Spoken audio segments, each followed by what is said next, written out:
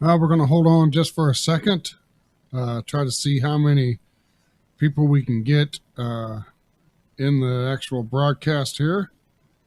So I'm going to try to invite as many as possible. Just for a second, try to see how many people we can get in the actual broadcast here. So I'm going to try to invite as many as possible.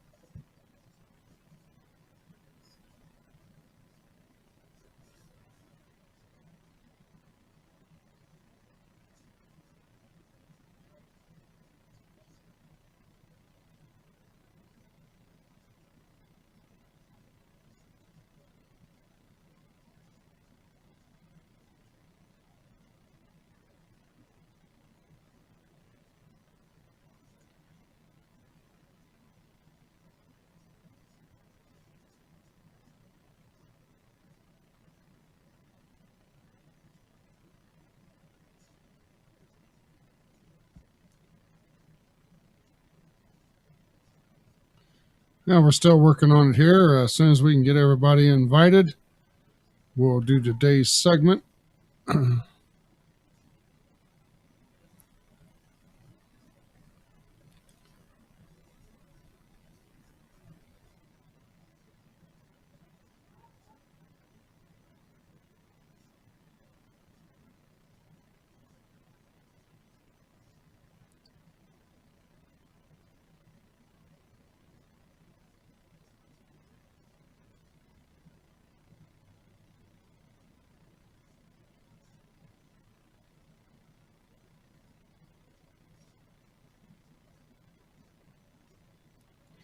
We'll get started here in a minute. Give me a few seconds here to run through this real quick.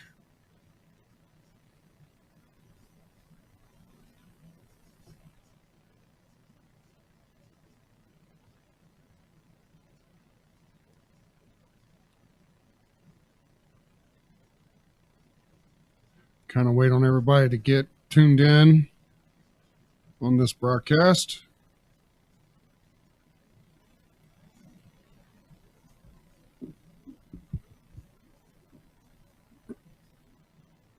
All right, I'm coming to you today from DS1.LIVE green screen broadcasting here in Richmond, Indiana.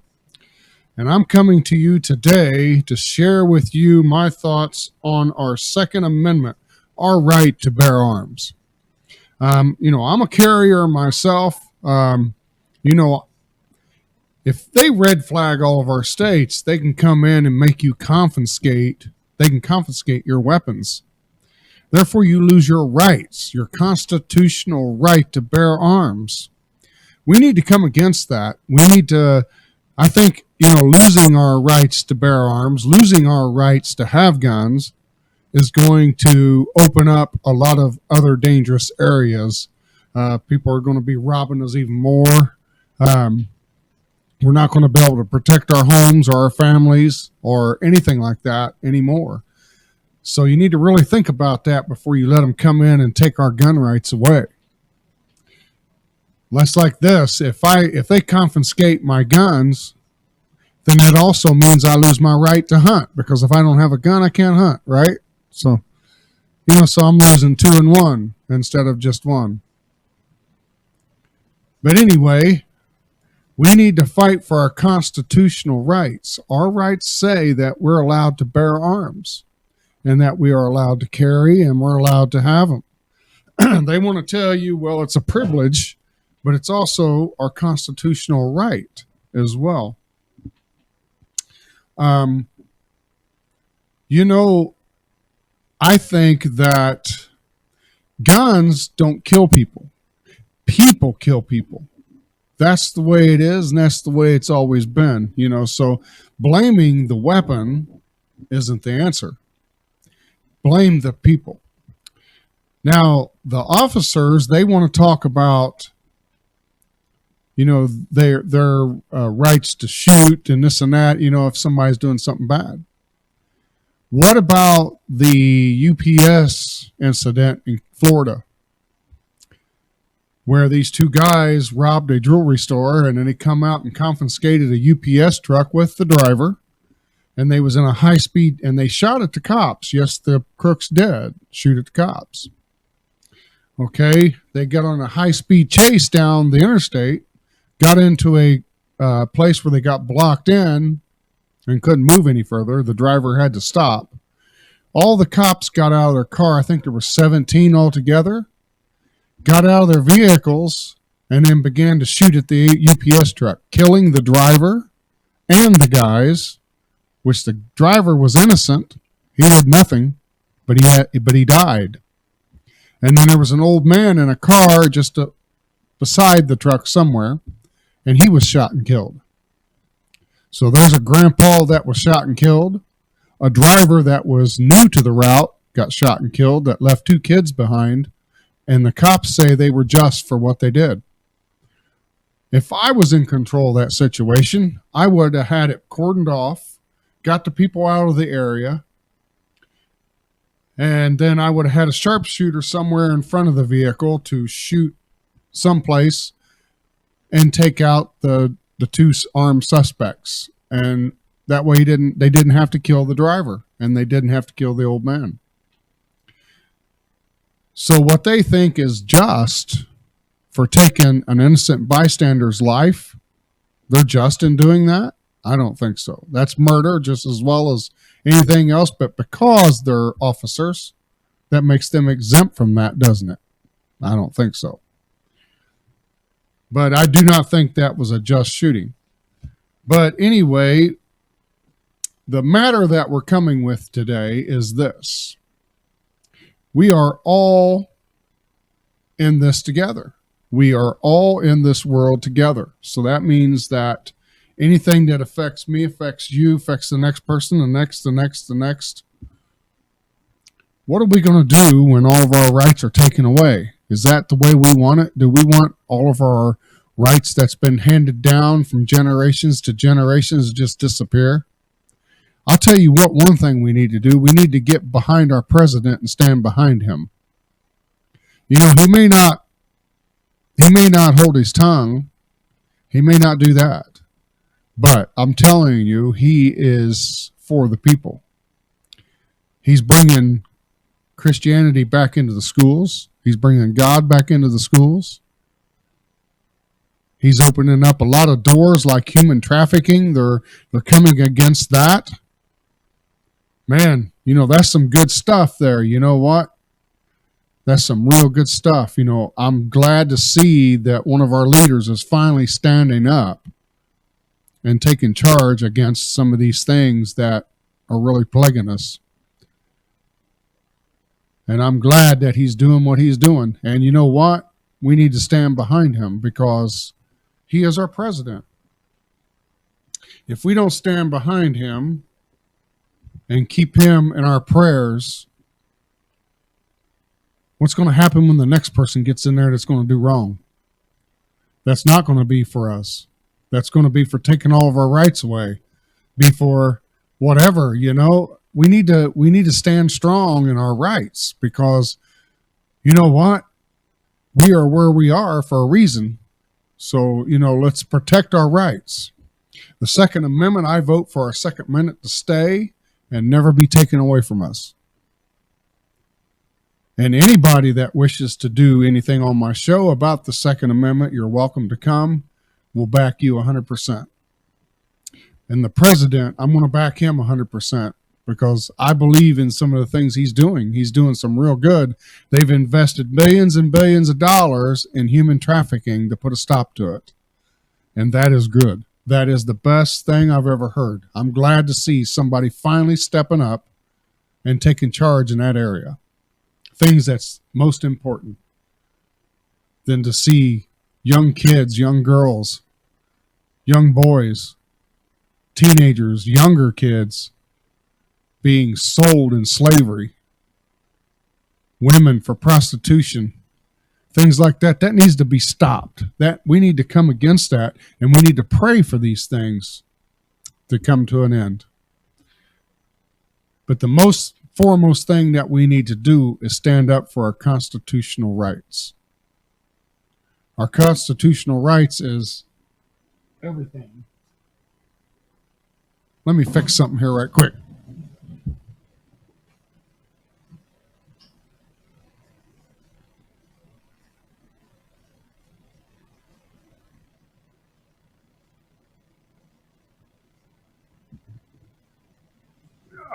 There we go. I got it fixed now.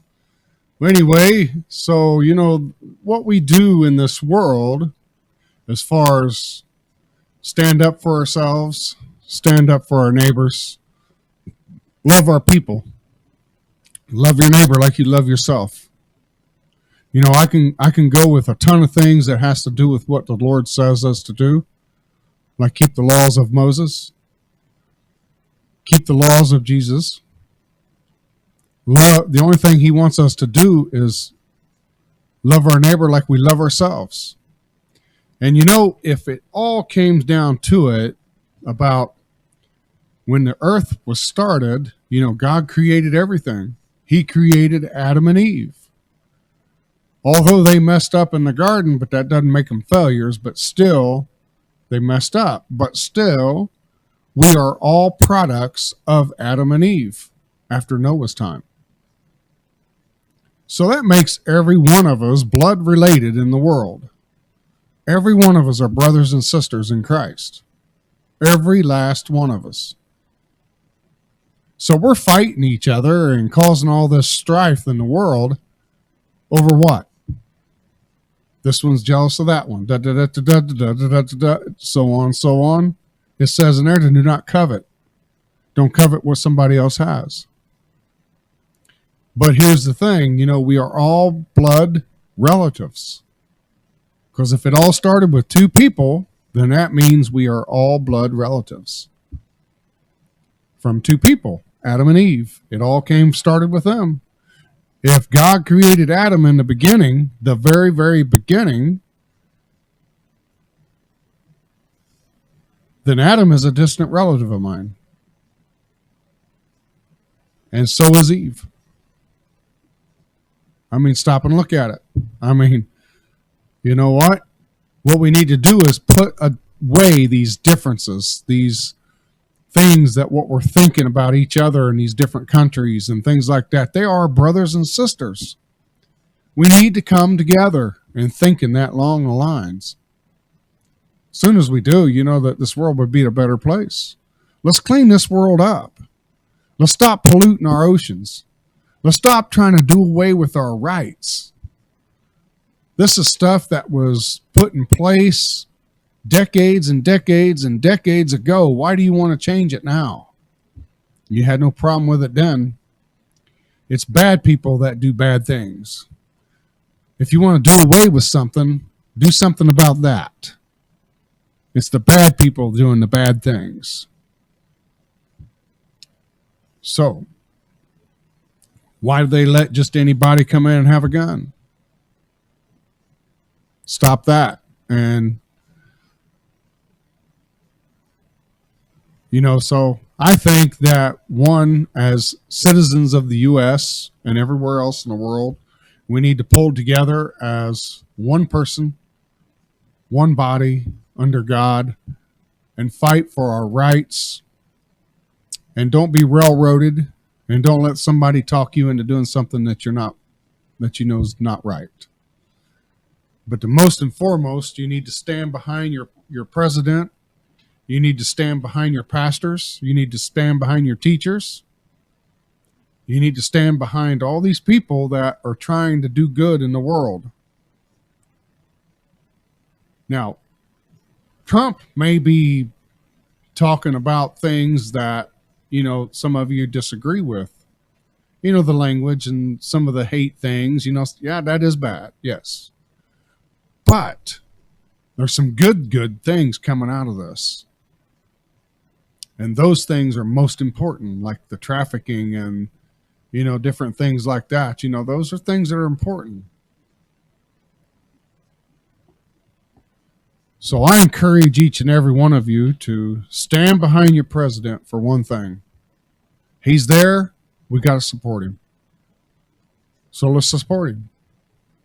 Let's stop trying to get him out of there when he's doing more good than he's doing bad. Can't be any worse than the rest of them.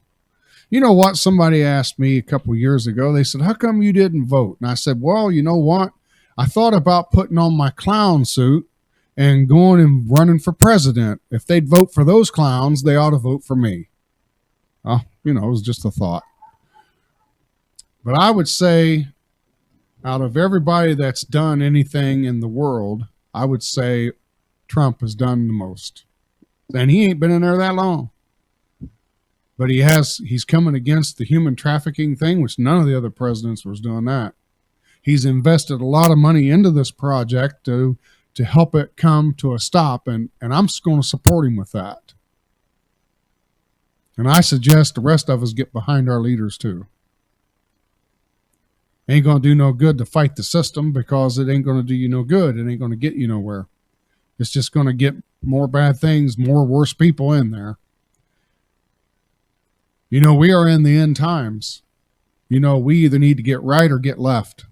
You know, you got to make a stand for something, or you stand for nothing. Better off to make a stand for something. So support our right to bear arms, our Second Amendment. Don't let that disappear. Once they disarm us, you know, we're going to be left out there with open doors. May as well just unlock everything and just let them come in and take. Because they're going to really then. Because, you know, you think the bad people are going to get rid of all their guns? No, they're not. It's going to cause more chaos, and it's going to cause more strife and more trouble within the world. So, get behind your Second Amendment, and let's keep this thing in place. Don't let somebody come around and tell you you ain't got a right to bear arms, because my Second Amendment says so right here. Our Second Amendment, right to bear arms. That's what it says. So it's up to us what we do with our rights. We can let them take our rights away, or we can keep our rights. Let's don't vote this thing in. Let's vote it out. And our next thing is, you know, you need to stand behind your pastors at your churches. You need to stand behind them as well, because they do a lot for you. They do a lot for your community. They do a lot behind the scenes that normally isn't talked about. They're running the forefront against Satan, and you need to stand behind them. All of them. You know, I would like to consider myself, you know, to be somebody that's able to go to many churches and do broadcasting and to get the word out. Because that's what I do. So I would like to encourage each and every one of you. One, let's stand up for our Second Amendment. Let's stand up for our president. And let's stand up for our pastors that are really trying to make a difference in your community. God bless each and every one of you, and I hope you enjoyed this segment on our right to bear arms, our Second Amendment. And I'd like to say that Obama is out. He's no longer in there. So we need to stand behind Trump. Trump is the leader right now. So we need to stand behind him and let him know that we are supporting him, and to help this fight against these things that are killing our people. All people. Not just some, all. God bless each and every one of you, and thanks for listening.